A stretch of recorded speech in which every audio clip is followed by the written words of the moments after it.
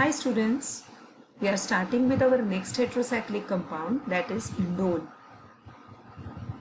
Indole is nothing but, you can call it as benzene and pyrrole. So it is benzopyrrole. Pyrrole is attached to benzene ring. So we will see first the methods of preparation. Here you will see the catalytic or you can say the dipolar structure of indole. Okay. First method of preparation, which is important as per exam purpose, is Fischer-Indole synthesis. Here reaction of a phenylhydrazone of an aldehyde or ketone is heated with strong acid in absence of moisture and fused zinc chloride. And more recently, they are using polyphosphoric acid, which is prepared in situ by H3PO4 and P2O5. They are preparing polyphosphoric acid. Now, firstly, I will just show you how the phenylhydrazone is formed. This one is a phenylhydrazine structure, and you can take either acetophenone or acetaldehyde. Here, this H2 and this O will remove as water, and this N will doubly bonded with this carbon, and this will form phenylhydrazone. So this phenylhydrazone will react with polyphosphoric acid to give indole with release of ammonia. Now we will see the mechanism. Here, if you see, this is a phenylhydrazone. Phenylhydrazone, as we are using acid, and every time you have to remember, you have to mug up this sentence: acid donates proton, base abstracts proton. Abstracts means removes. So acid donates proton. So this polyphosphoric acid donates proton, and this proton will be taken up by this nitrogen, which carries lone pair of electrons along with it, and this will take this proton, and due to which this bond will shift over here. You will see this NH, still it is having lone pair of electron. This double bond is removed, it's shifted over here. Okay, and because to just adjust the valency of the carbon, one H is released in the system. As we have already taken one proton from the acid, one H is already released in the system. Again polyphosphoric acid donates proton, which is taken up by again the same nitrogen and forms NH2.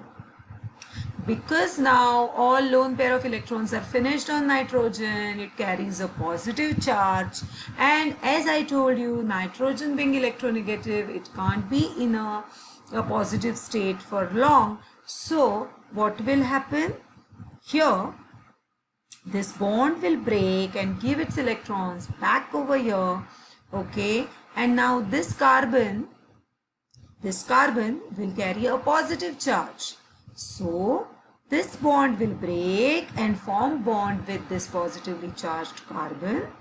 Okay, and because this electron or this bond broke over here, this carbon will suffer or will experience positive charge because of loss of this electrons, and due to which this bond will break and go back to this carbon and forms double bond with NH. So if you see in this structure, there is doubly bonded NH. Now here to this carbon, this CH will get attached. This double bonded carbon is it's shifted over here, becomes NH2. Okay, and this bond is totally broken. Okay, now again there will be H plus shift. Means what? As this bond is broken and forms a bond with this carbon, aromaticity is lost. So to get back that aromaticity, this hydrogen bond will break and gives back its electron, and here this, so because this carbon valency is changed, and that is why this carbon, what will that carbon will do, this break this bond and gives its electrons to this nitrogen. So now what will, and hydrogen which is removed from here will be taken up by this NH. So here it will be NH2, okay, then RCH, then rest is same. Now this positively charged nitrogen, as I told you, it cannot remain in positive state, and that is why this bond will break and give back its electrons to nitrogen. Carbon, and because this bond is broken, carbon will suffering from positive charge. This nitrogen with lone pair, it gives its electrons to this carbon and forms bond. And that is why you will see, as because this nitrogen gives its electrons to this carbon, this nitrogen will bear a positive charge. Again, this bond will break and gives electrons to nitrogen to clear off its positive charge, and this hydrogen will remain over here, but this hydrogen will be grabbed by this NH2, this amino group, and becomes NH3. Okay, so there is a H plus shift. Okay, so here what will happen? This NH is there. Here NH3 will be formed. Okay, now always you keep in mind NH3 is a gas. It's a ammonia. Okay, so and it's easy to leave, easy to remove. But to remove ammonia gas, one bond has to form over here. So this H will break, this bond will break and gives its electrons back over here to form a bond here, and this NH3 and this H will leave in the solution, giving indole. Second synthesis is Medulin synthesis. Here it is the cyclization of an orthoacyl aminotoluene by means of a strong base. Base over here it's used as potassium tertiary butoxide. Now how this orthoacyl aminotoluene is formed? It's using orthoaminotoluene with formic acid. It will form orthoacyl aminotoluene. So even if they ask you how will you prepare indole from orthoaminotoluene, you should remember you have to prepare orthoaminotoluene. You have to react orthoaminotoluene with formic acid and form orthoacyl aminotoluene, and then in presence of this potassium tertiary butoxide, indole will be formed.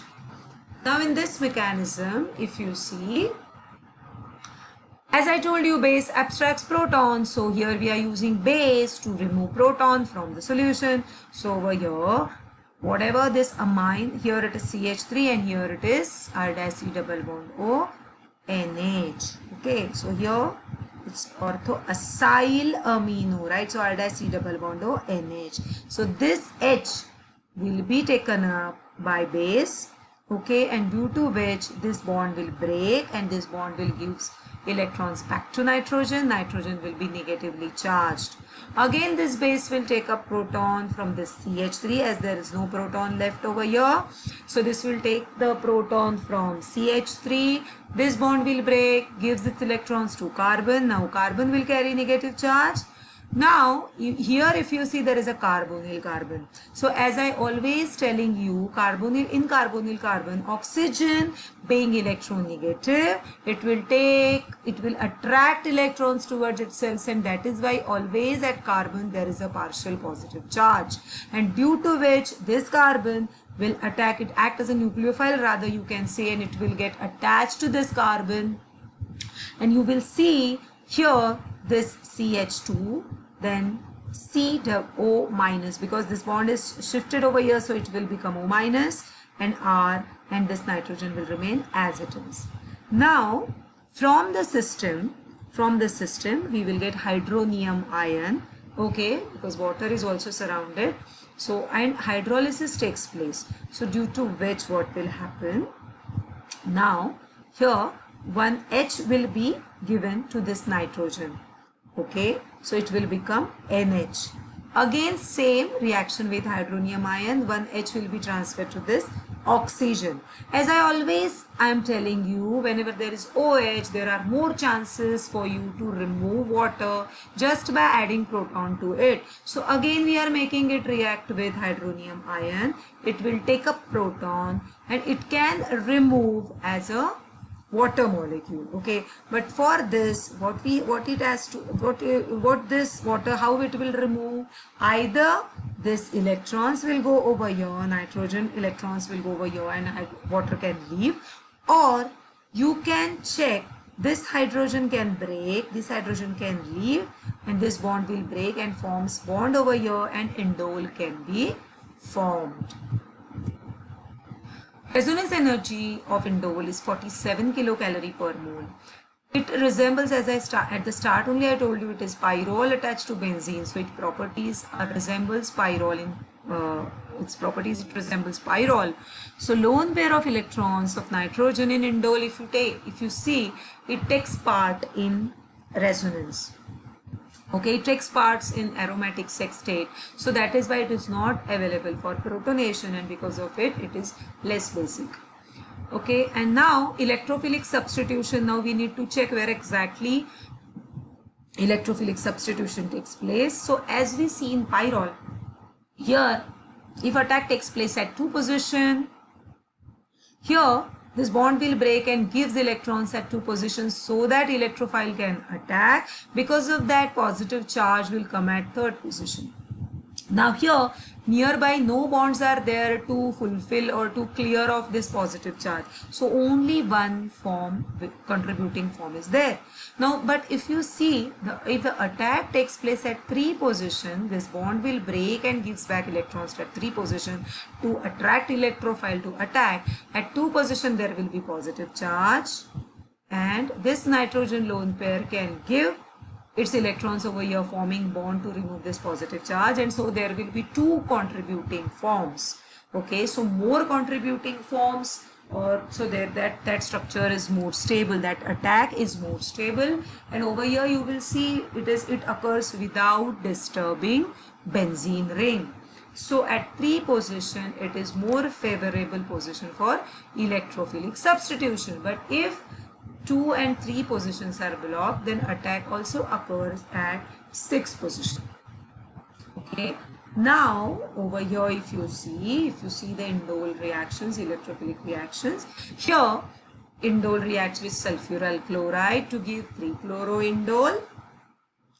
Then at 3 position only the chlorine takes place. Okay, chlorine attack takes place. If it reacts with bromine or iodine also, respectively bromine or iodine, will that attack takes place at 3 position.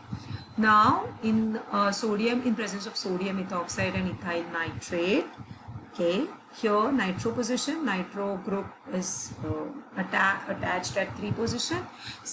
In SO3 and pyridine, okay, SO3H, you need to observe over here is SO3 and pyridine and not HNO3 H2SO4. Okay, here Wilsmerer-Hack dimethyl formamide and POCl3 to introduce CHO group at 3 position. Similarly, mercuration takes place with mercury acetate. Here you will see at both the position mercury acetate group will be attached. Now here it is a Mannich reaction where formaldehyde and dimethylamine reacts with indole. Here what will happen? In presence of acetic acid and water, this CH2 and CH3 twice will be attacked at 3 position, and H from this ring and this O and this H will leave as a water and it forms gramine. Reduction process in presence of tin and HCl, copper chromate hydrogen, it will give you 1, 2, 3 trihydroindole, and here in H2 nickel it will give you decahydroindole. Okay. Now the last one is Riemer-Tiemann reaction. Here indole reacts with chloroform and KOH just to introduce that CHO group, just like Wilsmerer-Hack reaction, but over here it's quinoline, 3-chloroquinoline also formed. So if they ask you how will you prepare 3-chloroquinoline from indole, you have to remember this Riemer-Tiemann reaction.